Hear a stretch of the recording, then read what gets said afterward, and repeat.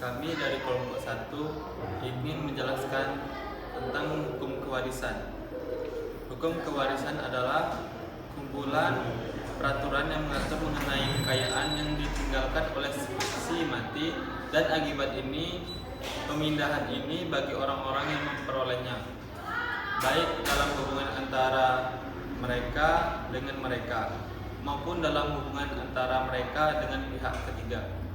Hukum waris merupakan perangkat kaidah yang mengatur tentang cara atau proses peralihan harta kekayaan di waris kepada ahli waris atau para ahli warisnya.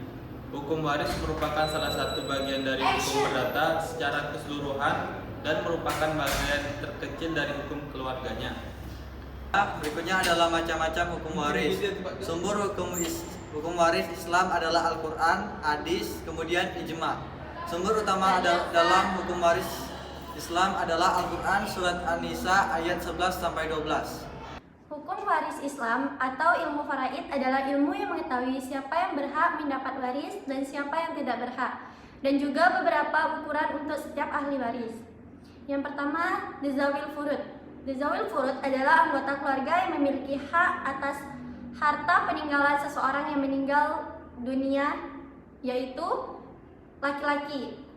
Yang pertama, anak laki-laki, cucu laki-laki dari anak laki-laki, ayah, kakek atau ayahnya ayah, yang kemudian saudara kandung, anak laki-laki dari saudara laki-laki, suami, paman, dan anak dari paman laki-laki yang memerdekakan. Yang kedua, bagian perempuan, yaitu anak perempuan, cucu perempuan dari anak laki-laki, ibu, nenek, saudara kandung atau perempuan, istri. Ketiga, sebab-sebab lahirnya waris.